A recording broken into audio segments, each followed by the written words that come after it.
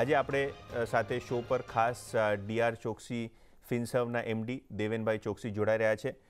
Devenbhai, good afternoon, welcome to the show.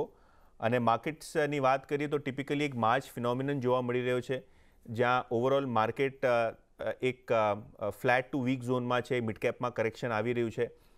તો અત્યારે જે માર્કેટનું સેટઅપ છે એના ઉપર તમારા initial comments. Good afternoon Yatin. Well, I think overall માર્કેટની અંદર આપણે એક અમુક સેક્ટર રોટેશન અને પ્રોફિટ બુકિંગનો એક થોડો ઘણો આપણે એક એપ્રોચ જોઈ રહ્યા છે. કરન્ટલી આઈ થિંક અમુક જે મિડ સાઇઝ અને સ્મોલ સાઇઝ જે કંપનીઓના જે અમુક ભાવો વધી ગયા હતા કે વેલ્યુએશન વધ્યા હતા, ત્યાં આગળ we are experiencing on our desk some amount of profit booking.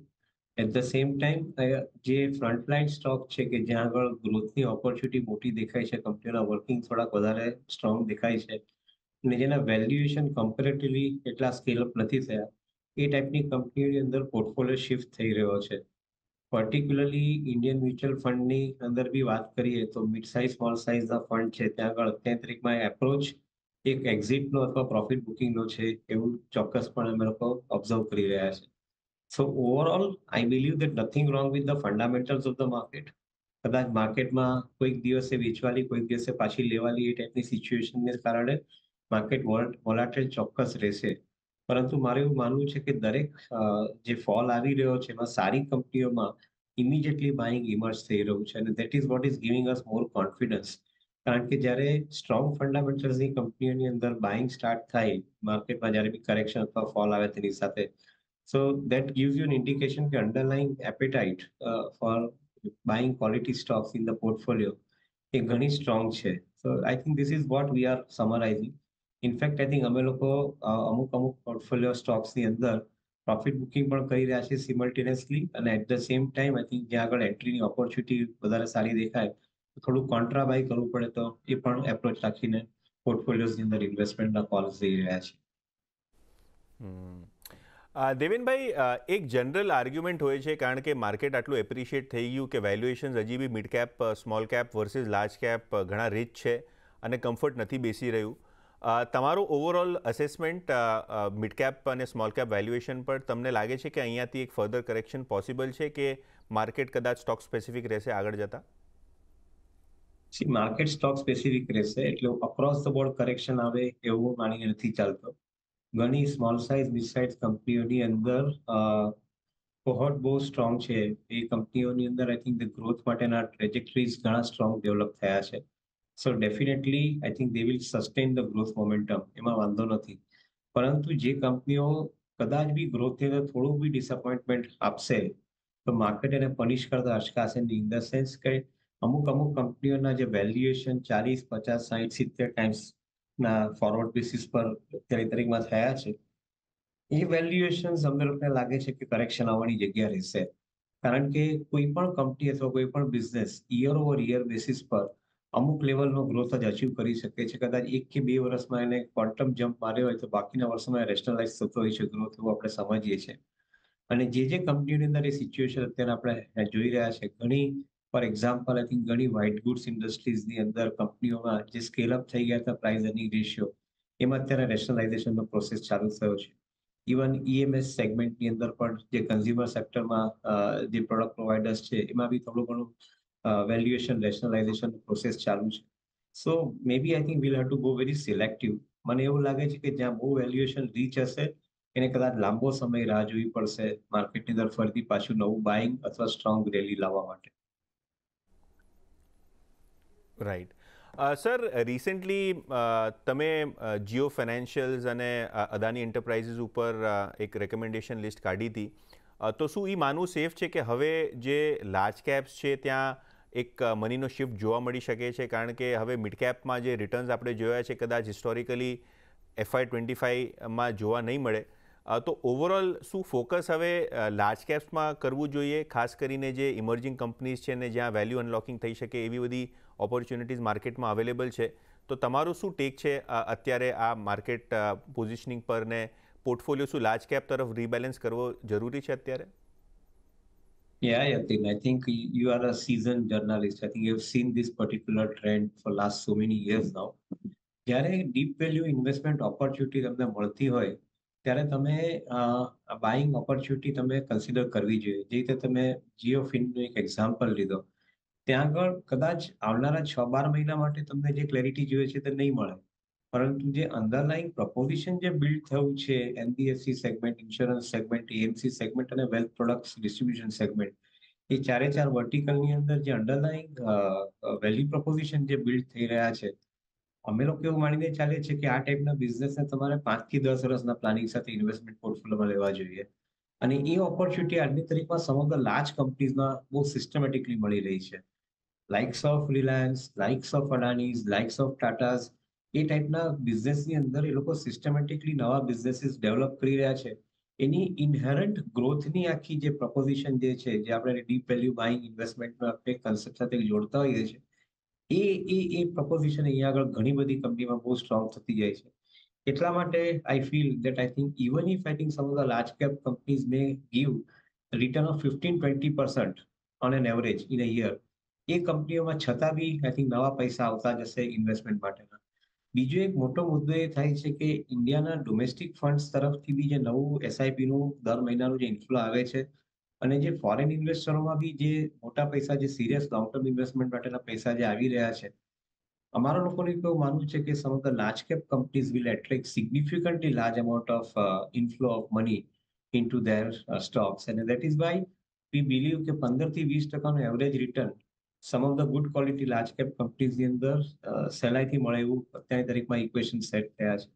So we try and look around for opportunities કે જ્યાં આગળ આઈ થિંક નિગ્લેક્ટ થયા હોય વેલ્યુએશન અથવા ભાવથી સસ્તું મળતું હોય, so we buy in a contra buy fashion into those kind of companies, which is giving us good advantage.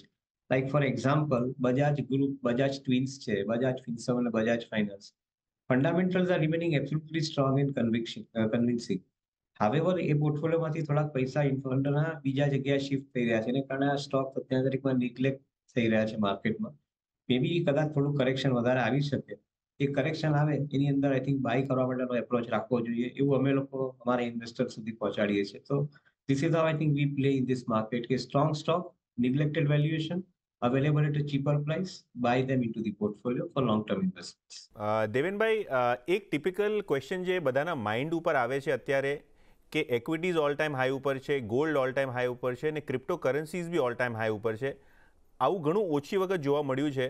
તમારી અન્ડરસ્ટેન્ડિંગમાં અત્યારે ઇક્વિટીઝમાં કોશન રાખવું જોઈએ કે ગોલ્ડ જેવી એસેટ ક્લાસમાં કોશન રાખવું જોઈએ? કારણ કે આ બધી asset class all time high ઉપર તમને જોવા મળી રહી છે. So yeah, I think on a global macro space તમે જોવાનું ચાલુ કરો તો એક તરફ એવી ઇન્ડિકેશન મળે છે કે rate of interest peak out થઈ ગયા છે. એટલે ત્યાંથી પૈસા છૂટા થવાના સ્ટાર્ટ થાય તો એ સબસિક્વન્ટલી અધર એસેટ ક્લાસની અંદર જવાના ચાલુ થાય. જનરલી એવું જેવું છે કે ડેટના પૈસાને સૌથી પહેલો પ્રેફરન્સ ગોલ્ડ તરફ મળતો હોય છે. અને that is where probably I think you are seeing some amount of strength in the gold prices. Also at the same time I think we are seeing that I think risk money જે થોડા ઘણા વધારે જતા હોય તે તમારે even ક્રિપ્ટોકરન્સીઝ type પર બી જવાના સ્ટાર્ટ થાય તો એ બી એક આઈ થિંક પોસિબિલિટી આપણે રૂલ આઉટ નથી કરતું. પણ એક મોટો પોઈન્ટ એ છે કે ઇક્વિટીની અંદર ફંડ્સ સિસ્ટમેટિકલી આવી રહ્યા છે અને એ ફંડ્સ મારા હિસાબે ઇન્ડિયાની ઇકોનોમીની અંદર હજુ વધારે સિસ્ટમેટિકલી આવવા જોઈએ. કારણ કે જે રીતે મોટી સ્ટેજના લાર્જ કેપના બધા જે લાર્જ સાઇઝના જે ઇન્ફ્રાસ્ટ્રક્ચરના પ્રોજેક્ટ્સ ડિપ્લોય થઈ રહ્યા છે, જે અત્યારે પ્રાઇમ મિનિસ્ટર અમુક એનાઉન્સમેન્ટ કરે છે દરેક જગ્યાએ, એ પ્રોજેક્ટ આવનારા 2-5 વર્ષની અંદર મોટે પાયે શેપ લેવાના છે. તો મારું એવું માનવું છે કે આ જે પૈસા ગ્લોબલ ડેટ ફંડમાંથી જે છૂટા થઈને આવે છે, India would be attracting significantly large amount of that money. Even $5.9 trillion જે G20 મીટિંગના એન્ડમાં પ્રાઇમ મિનિસ્ટરે ડેવલપ નેશન પાસેથી એક ફંડ એલોકેશન કરાવ્યું હતું towards renewable part of it to the developing economy. અમારે એવું માનવું છે કે આવનારા 5 થી 10 વર્ષની અંદર એ ફંડ્સમાંથી બહુ મોટા સિગ્નિફિકન્ટ પૈસા ઇન્ડિયા જેવી ઇકોનોમીમાં ડિપ્લોય થશે. So we remain reasonably optimistic about money coming into India equity in a systematic manner. Though short ટર્મની અંદર કદાચ માર્કેટમાં વેલ્યુએશન વધારે થવાને કારણે એકાદ એક વાર પ્રોફિટ બુકિંગ આવી શકે, પરંતુ over a period of time I think દરેક પ્રોફિટ બુકિંગમાં નવા ફંડ્સ માર્કેટમાં એન્ટર થાય એ સંભાવનાને અમે લોકો ડેફિનેટલી રૂલ આઉટ નથી કરતા. અમે આમ તો કોન્ટેન્ટ બહુ પોઝિટિવલી જોઈ રહ્યા છીએ. એબ્સોલ્યુટલી. અને પાછલા થોડા દિવસોમાં આપણે જોયું છે કે ઘણા બધા ગ્લોબલ ઇન્ડસ્ટ્રીઝ ઇન્ડિયન ગવર્મેન્ટ બોન્ડ્સને બી પોતાના ઇન્ડસ્ટ્રીઝમાં સામેલ કરી રહ્યા છે ને ક્યાંક ત્યાંથી બી કેપિટલ ઇન્ફ્લોઝ તો આવવાના જ છે. પણ દેવેનભાઈ, અત્યારે આપણે એક રેગ્યુલેટરી એક્શન ઘણા બધા એનબીએફસીઝ ઉપર જોયો છે. એ બજાજ ફાઇનાન્સ હોય, પેટીએમ હોય, જેએમ ફાઇનાન્સ હોય, કે આવી બધી એન્ટિટીઝ હોય. તમને લાગે છે કે હવે જે એનબીએફસીઝ ઉપર રેગ્યુલેટર્સે એક્શન લીધો છે, થોડી ઘણી માર્જિન ઓફ સેફ્ટી વધી ગઈ છે બેન્ક્સ માટે? અને બેન્કિંગમાં બી શું તમને લાગે છે કે હજી બી ટેબલ ઉપર પીએસયુ બેન્ક્સમાં વેલ્યુએશન અટ્રેક્ટિવ છે કે અહીંયાથી એક ફર્ધર સારા રિટર્ન્સ મળી શકે? You are spot on actually. I think definitely અત્યારના તારીખમાં જે એનબીએફસી કંપનીઝની અંદર અમુક રિઝલ્ટન્ટ એક્શનને કારણે કરેક્ટ પ્રેક્ટિસીસ ઇમ્પ્લિમેન્ટ થવાની ચાલુ થઈ છે, એને કારણે એનબીએફસીની અંદર રોકાણ કરવા માટે બેંકોનો જે કોન્ફિડન્સ હશે તે આવનારા સમયની અંદર કદાચ વધી જશે.